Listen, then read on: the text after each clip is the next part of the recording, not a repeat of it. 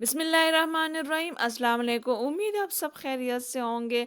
आज मैं बना रही हूँ सर्दियों की जान मूली, उसके पत्ते, उसके साथ ही जो है मैं पालक भी बना रही हूँ। तो ये मिक्स सब्ज़ी इतनी लजीज बनती है ना कि इससे ज़्यादा लजीज सब्ज़ी आपने नहीं खाई होगी। ये सर्दियों की जान है। ये मिक्स सब्ज़ी आप बनाएंगे ना तो सरसों का साग और कलम साग आप भूल जाएंगे। तो यहाँ पे मैंने 2 मूलियाँ ली है, उसके साथ मैंने पत्ते भी लिए हैं, बिल्कुल बारीक इसको काट लेते हैं। मैंने पत्तों को अलग कर दिया, मूली को अलग, और इसको बिल्कुल बारीक आपने काट देना है। अगर आप चाहें तो इसको पहले धो लें। अगर आपको ऐसे ज़रा मसला हो कि जिसमें मिट्टी ज़्यादा होगी तो आप इसको काटने के बाद धो ले सकते हैं। लेकिन बहुत ज़्यादा लोग जो है ना काटने के बाद नहीं धोते कि इसके विटामिन ज़ाया हो जाते हैं। तो आपकी अपनी चॉइस है। तो बस मैंने जो है ना इसको अभी धोया नहीं है, मैं उसको काटने के बाद धोऊंगी। पत्ते को बिल्कुल बिल्कुल बारीकी से काट लेते हैं ताकि ये जल्दी जो है ना कुक हो जाए, क्योंकि मूली जो है ना वो कच्ची वो जल्दी पक जाती है। तो इस वजह से आपने कोशिश करनी है कि जितनी बारीकी से काट सके आप इसको काट लीजिएगा। तो बिल्कुल बारीकी से मैंने इसको काट दिया। अब इसको बाउल में डाल देते हैं और इसके साथ ही मूली भी डाल लेंगे ताकि जो है ना पहले हम इसको पकने के लिए रख दें। तो मूली से पहले छिलका हटा देते हैं बिल्कुल बारीकी से।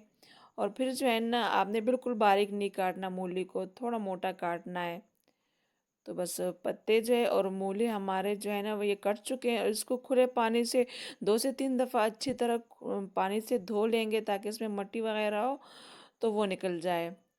तो बस मैंने इसको जो धो लिए, अब इसको जो है ना मैंने चूल्हे पे रख दिया था ताकि ये जो है ना बाद में सब्ज़ी और काट लेंगे। पहले इसको चूल्हे पे रख देते हैं ताकि ये पक जाए। तो बस कढ़ाई को मैंने चूल्हे पे रख दी है और मैंने अच्छी तरह मूली उनके पत्तों को भी धो लिए।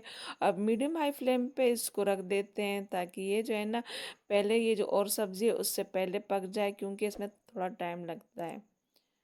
तो आप ऐसे छन्नी से इसका पानी अच्छी तरह निकाल लें और फिर जो है ना इसमें थोड़ा सा पानी आप डाल दें ताकि ये जो है ना नीचे से लगे नहीं और अच्छी तरह ये कुक हो जाए। तो मैंने तकरीबन 1 कप जो है ना पानी डाल दिया था। अब इसमें आपने कुछ नहीं डालना, बस ढक्कन रख देते हैं इसको। अब बकाया जो सब्ज़ी रह गई ना वो काट लेते हैं। तो यहाँ पे पालक मैंने ली है और ये तकरीबन अगर आप एक गड्डी को 3 हिस्सों में करें तो मैंने ये एक हिस्सा लिया है। 2 हिस्सों को रहने दिए, एक हिस्सा लिए। ज़्यादा पालक मैंने नहीं डाल दी क्योंकि मूली और उसके पत्तों का जो टेस्ट है ना वो फिर ज़रा ना मान हो जाता है, तो इस वजह से मैंने ज़्यादा पालक नहीं ली। तो सर्दियों में ये सब्ज़ियाँ जो है ना बहुत अच्छी फ्रेश आती है, तो इसके टेस्ट जो है ना अलग ही होते हैं। तो इस वजह से आप लाजमी जो है ना इसको बनाया करें। तो बस अच्छी तरह मैंने पालक को भी काट लिया और ये अभी हरी प्याज मैंने लिए, इसको निचला वाला हिस्सा काट देते हैं और जो पत्ते हैं ना वो अलग कर देते हैं। तो बिल्कुल बारीक इसको भी काट लेते हैं ताकि ये जो है ना अच्छी तरह जो है ये भी आसानी से पक जाए। तो ये तो कच्ची होती है, आसानी से पक भी जाती है। बस ये भी आसानी से हमने इसको बिल्कुल बारीक काट लिया है। इसको भी एक बाउल में डाल देते हैं। अब यहाँ पे मैंने हरा धनिया भी ली है, इससे भी जो है ना टेस्ट बहुत अच्छा हो जाता है, तो कोशिश कीजिएगा कि ये भी डाल दें। तो बस थोड़ा सा मैंने धनिया लिया है और इसको भी पहले साफ़ कर लेते हैं और फिर बारीक बारीक इसको भी काट लेते हैं।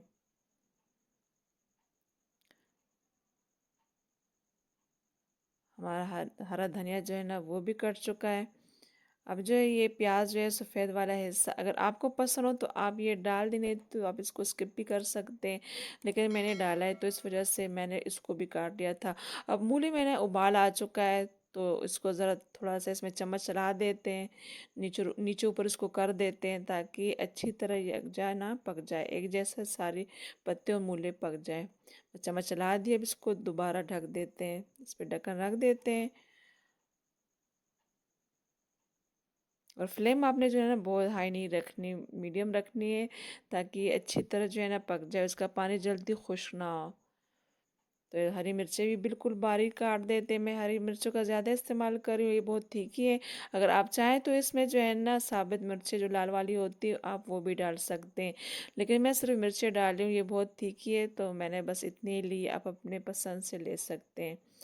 अब इसको सारी सब्जियां पहले काट के रख देते हैं ना, तो फिर आसानी होती है।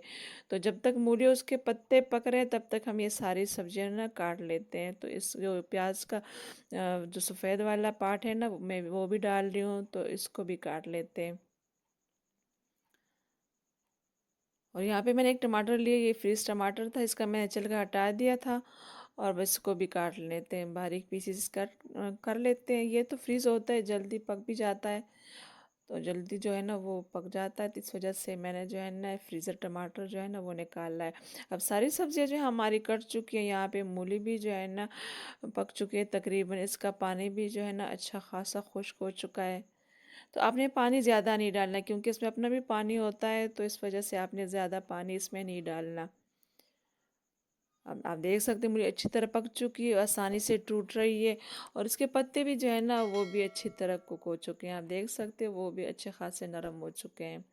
अब इसको इस कढ़ाई से निकाल के साइड पे रख देते हैं, दूसरे बर्तन में ट्रांसफ़र कर देते हैं। और इसी कढ़ाई में फिर जो है ना मैंने सरसों का तेल डाला है, उसको अच्छी तरह पहले गरम किया। जब धुआं निकलने लग गया तो फिर थोड़ा सा ठंडा किया, और फिर इसमें बिल्कुल जो है ना एक गड्डी मैंने पूरी जो है ना जो लहसुन की होती है ना वो बिल्कुल बारीक काट के डाल दिए। और इसके साथ ही ना आधा चम्मच मैंने इसमें ज़ीरा डाला है, सफ़ेद ज़ीरा। तो ये तड़का जो है ना अच्छा लगता है साग में, तो पहले आपने ये लाजमी करना है। जैसे अच्छी तरह ये फ्राई हो जाए तो उसके साथ हरी मिर्ची भी डाल लेते हैं, इससे भी साग में अच्छा सा टेस्ट आ जाता है। तो इसी स्टेज पे मैं इसमें डाल लेती हूँ।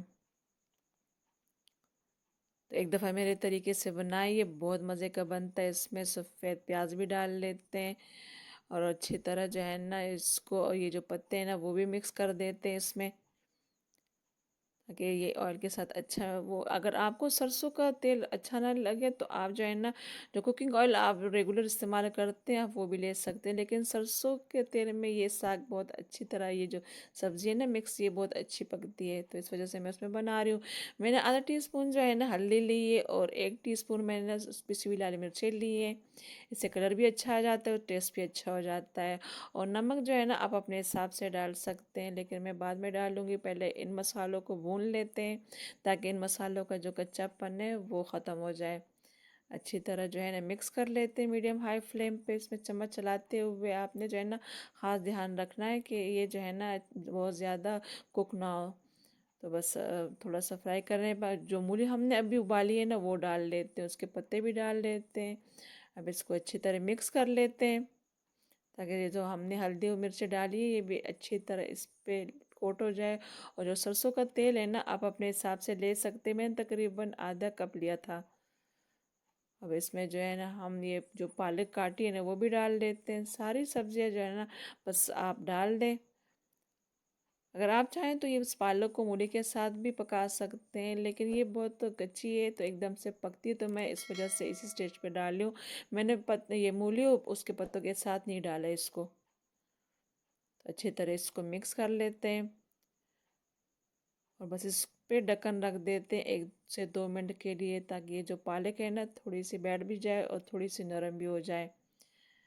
तो 2-3 मिनट के बाद आप देख सकते हैं पालक हमारी जो है ना थोड़ी जो है ना सॉफ्ट होना शुरू हो चुकी है। तो दोबारा इसमें चम्मच चला देते हैं, तो बहुत लजीज ये सालन बनता है। आप ज़रूर ट्राई करें। सर्दियों में जो है ना हरी सब्जियां वैसे भी ताज़ा अच्छी आती है, तो गर्मियों में जो है ये सर्दियों में जो है ना जो दोपहर में हम खाना खाते हैं ना उसमें ये साग आप बनाइए मिक्स सब्ज़ी, तो ये बहुत मज़े की लगती है। उस पर ढक्कन रख देते हैं थोड़ी देर के लिए। तो आप देख सकते हैं कि सारे साग का जो पालक वगैरह पत्ते हमने डाले थे उसका पानी भी खुश्क हो चुका है, और थोड़ा सा ऑयल भी अलग होना शुरू हो चुका है। तो बस इसी स्टेज पे इसमें जो है ना मैं जो लहसुन है ना उसका पेस्ट बना लेती हूँ, वो भी डाल लेती हूँ, और उसके साथ मैंने टमाटर भी डाल दिया है। और 1 टेबल स्पून नमक डाल लेते हैं। नमक आप अपने हिसाब से डाल सकते हैं। अब अच्छी तरह इसको मिक्स कर लेते हैं, ताकि ये लहसुन जो है ना ये अच्छी तरह जो है ना भून जाए। मैंने जो है ना तड़का पहले किया था, लेकिन इस स्टेज पे ये लहसुन भी ज़रूर डालती हूँ, उससे भी हमारे इस साग का ना बहुत अच्छा टेस्ट आ जाता है इस सब्ज़ी का। बस इस पे ढक्कन रख देते हैं। अब इसके लिए मकई का आटा गूंद लेते हैं। ये साग जो है ना, ये सब्ज़ी आप इसको साग भी कह सकते हैं क्योंकि मिक्स साग है, सारे साग ही इसमें आ गए। आप इसको जो है ना सब्ज़ी भी कह सकते हैं।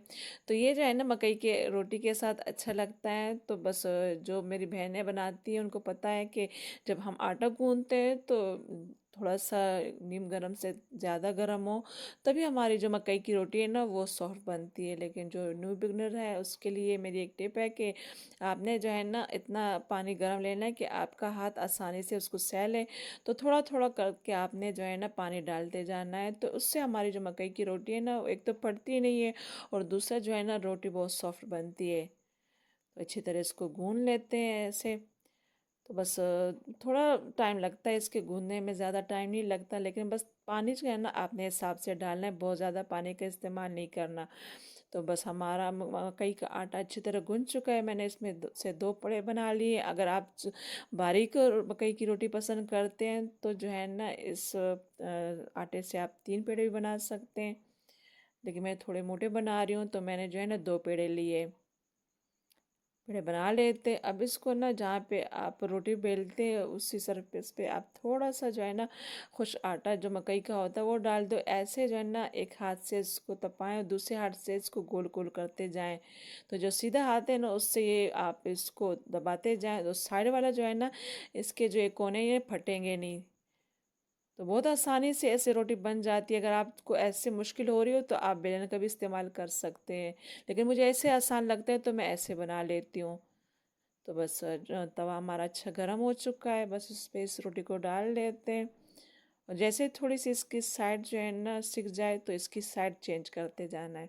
और बहुत ज़्यादा फ्लेम जो है ना आपने हाई नहीं रखना। अच्छा सा कलर आ जाए एक साइड पे तो इसकी साइड चेंज करते जाना है आपने। लटते पलटते इस रोटी को आपने पकाना है ताकि अंदर से ना अच्छी तरह पक जाए, अंदर से कच्ची ना हो। तो बस साग भी हमारा जो है ना तब तक जो है अच्छी तरह जो है पक चुका होता है। आप देख सकते हैं कि मूली भी अच्छी तरह कुक हो चुकी है, फ्राई भी हो चुकी है, और जो पालक साग है वो भी अच्छी तरह जो है ना वो पक चुके हैं। तो अब इसको गर्मा गर्म सर्व कर लेते हैं। दोपहर में आप ज़रूर इसको बनाएं, यकीन माने आप जो है ना और सागों का टेस्ट भूल जाएंगे। तो उम्मीद है कि आज की वीडियो आपको अच्छी लगी। अगर अच्छी लगी तो वीडियो को लाइक और शेयर करना ना भूले। चैनल पे नए तो चैनल को सब्सक्राइब कर लीजिएगा। इंशाल्लाह नई वीडियो के साथ फिर हाजिर होंगे। तब तक के लिए अल्लाह हाफिज़।